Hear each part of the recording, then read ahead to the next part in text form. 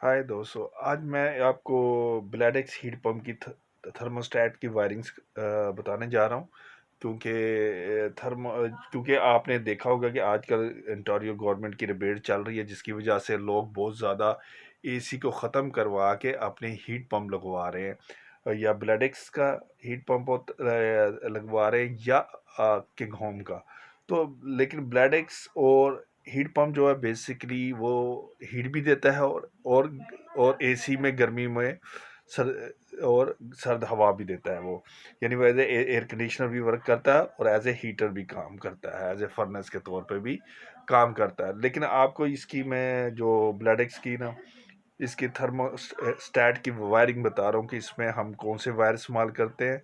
क्योंकि आपने देखा होगा कि जो एसी बाहर लगा होता है एयर कंडीशनर, उसमें दो वायरें आती हैं हमेशा। कहाँ से? फर्नेस से। फर्नेस या एयर हैंडलर से टू वायर्स आ रही होती है, उसे कहते हैं 18 2। लेकिन जब ब्लैडेक्स का इस्तेमाल कर रहे होते हैं हम लोग, ब्लैडेक्स का जब इस्तेमाल कर रहे होते हैं हीट पंप, उसमें हमेशा चार वायरें आ रही होती है। इसे कहते हैं 18 4 या 18 5। हम 18 5 भी यूज़ करते हैं, 18 4 भी। यानी एयर हैंडलर यानी और या फर्नेस के पैनल से हमने चार 18 4 लो वोल्टेज की वायर को हमने रन करना है, और ये ब्लैडेक्स के हीट पंप जो आउटसाइड बाहर लगा होगा वहां तक खींचना है। इसी तरह थर्मोस्टेट जो लगेगा उसका इकोबी या गूगल का थर्मोस्टेट इस्तेमाल होगा। और थर्मोस्टेट जो गूगल का इस्तेमाल होगा या इकोबी का, यहाँ से थर्मोस्टेट से हमने फर्नेस तक यानी एयर हैंडलर तक या उसके बोर्ड तक हमने 18 6 की वायर यानी 6 वायरें खींचनी है, रन करनी है। तो ये चीज़ आपने सिस्टम को समझना है। तो बाकी बाकी की वायरिंग का जो है, जब आप ब्लैडेक्स की हीट पंप आउटडोर यूनिट को खोलेंगे तो उसमें ये इस तरह की आपको कोडिंग नज़र आएगी नंबरिंग के साथ। आप यहाँ देख सकते हैं कोडिंग। तो आपने Y1 और काफ़ी होंगी, लेकिन आपने जो अटैच करना है, कनेक्ट करना है, वो Y1 से करना है, सी से करना है, बी से करना है, वायर को ब्लू को, और आरसी को रेड को, यानी येलो को आपने Y1 से कर देना है, ब्लैक को आपने सी से कर देना है, ब्लू को आपने बी से कर देना है। ठीक है, और आरसी को सी से कर देना है। अगर आप 5 चला रहे हैं तो फिर Y2 भी कर देना है आपने। लेकिन सम टाइम ये जंपर भी बना देते हैं यहाँ पे, अगर आपकी 4 वायर हो तो। ठीक है, इसी तरह ये आपकी फर्नेस पे चली जाएगी, फर्नेस में या एयर हैंडलर में, वहाँ पे भी सेम कोडिंग के मुताबिक आपने वायरिंग कर देनी है।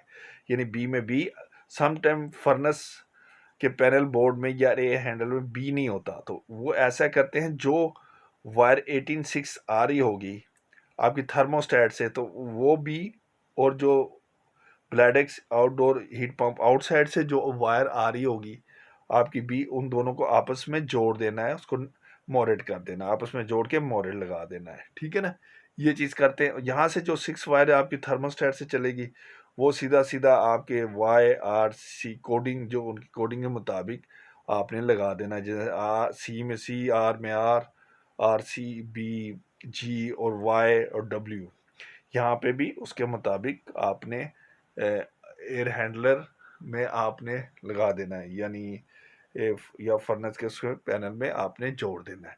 तो इसकी जो ब्लैडेक्स की जो हीट पंप है, तो इसके मुताबिक आप काम जब वायरिंग कर देंगे तो ये बिल्कुल एक्यूरेट वायरिंग हो जाएगी।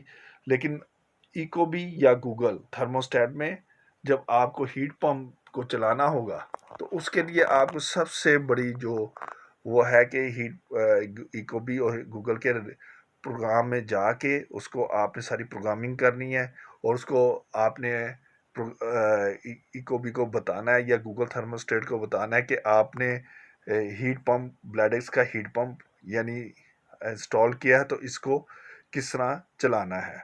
तो वो आपको प्रोग्रामिंग जो है वो जब मैं इकोबी या गूगल में करूँगा तो मैं उसकी एक वीडियो बना के उसमें आपको दिखा दूँगा। ओके।